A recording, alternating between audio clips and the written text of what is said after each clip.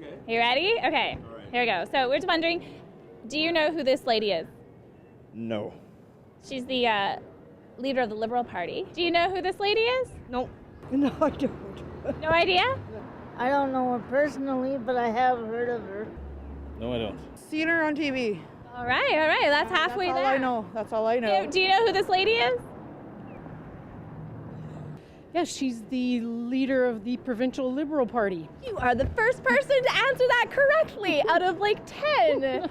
In no way was that stereotype a personal attack on Rana Vicari.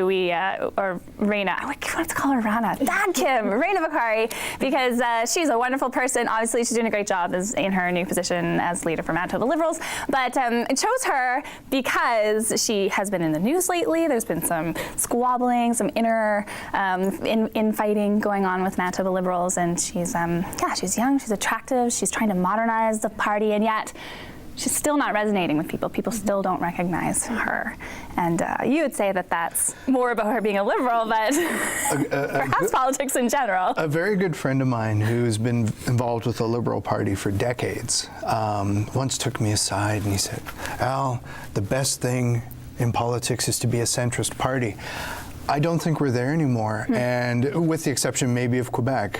And I think the Liberal Party in Quebec kind of takes a little bit more of a far-reaching stance compared to, say, at the federal level or even at the provincial level. As you know, before we moved back to Manitoba, we were up in the Yukon. We saw the Liberal Party get absolutely decimated for that very reason of being in the middle, of trying to be conciliatory.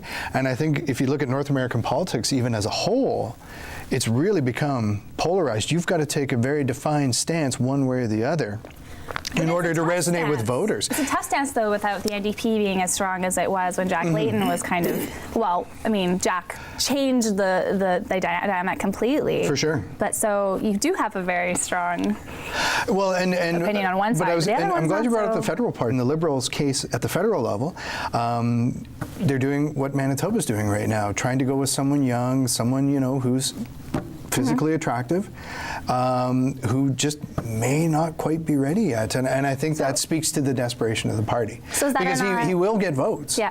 Because he is able to swoon some of us in that respect. But interesting, desperation. Does it matter to you? What are you looking for in a leader? Don't you want someone young and vibrant? And I don't know if the age is necessarily a thing. I just feels like, to me, I feel like Trudeau is like, hey, look at me. I feel like he's the guy that shows up if there was a red carpet, which there are, I guess. Like, I feel like he's like if there's like a political Hollywood, that's where he would walk on and be like, oh, by the way, remember how awesome my dad was? Be like, that was cool. But look how attractive I am. I feel like he's maybe playing on that a little bit too much. I don't know if there's... Really? I even heard an ad today where now he was hanging his hat on possible Senate reform.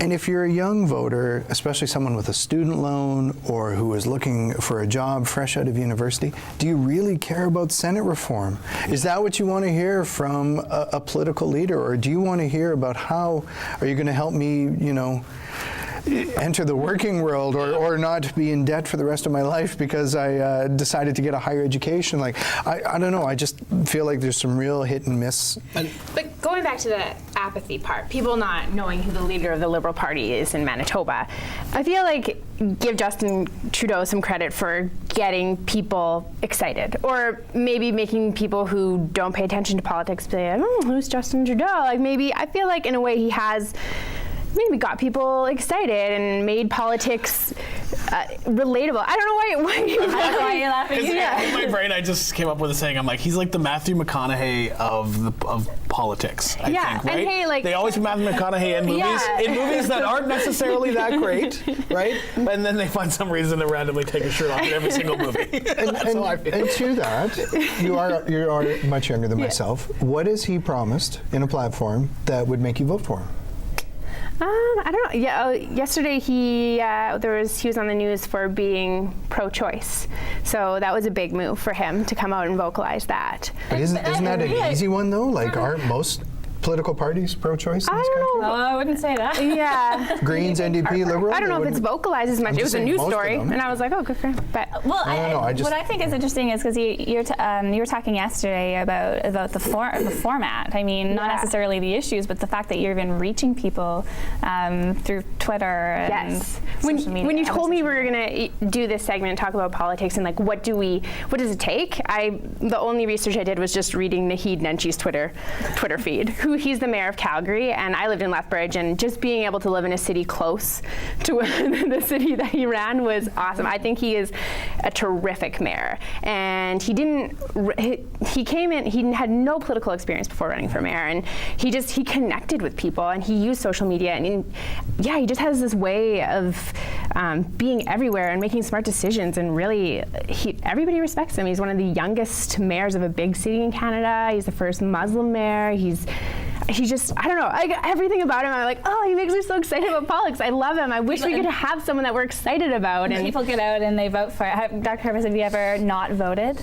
I don't think I've ever not voted. I'm a voter. I'll say that around the table. But certainly you look for vision in a leader.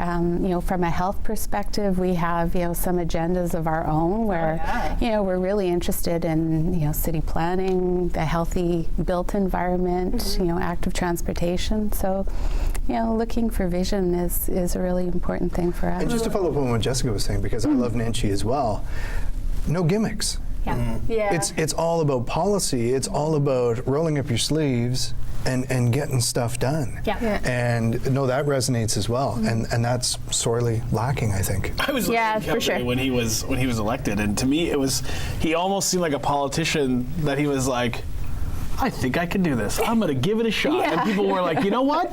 I believe in him. And when he walked around, he didn't walk around like he was better than everyone else. He came, like, because I was in broadcast school at that time, he came right into our school. And I know people are like, oh, that's a PR event. I'm like, but he just came in by himself. Like, he just walked. There was like no crew. He like had a backpack. He came in, and I feel like that's what they want, because it's the younger generations that aren't voting. Yeah. Right? So if you can get someone to come in on that level, I think it makes a difference. And a really frightening aspect here, too. Rob Ford could very well get reelected because you know what he stands for. I know. No, it's true. Because people want the person they could have a beer with, or tell it like it is. And he lowered people's taxes, and he cut spending.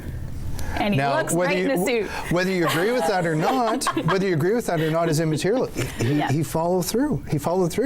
Well, and I think that's where the Liberals are sorely lacking, is you don't really know where they stand on the hard issues. Middle of the way also I don't think middle of the way creates a feeling of change, right? It's like, well, we'll give you a little bit of this with a side of that, but you won't get totally what you want. And that's how I feel. I feel like people don't want the change. Some cases you wonder, though, I mean, Canada's not that bad. It's not a lot that we really need to change. Sometimes you need something to be really bad to want that change. We're going to leave it there. It was a big discussion, but there are definitely some leaders that we'd like to break up with, and we're going to take that to the next segment.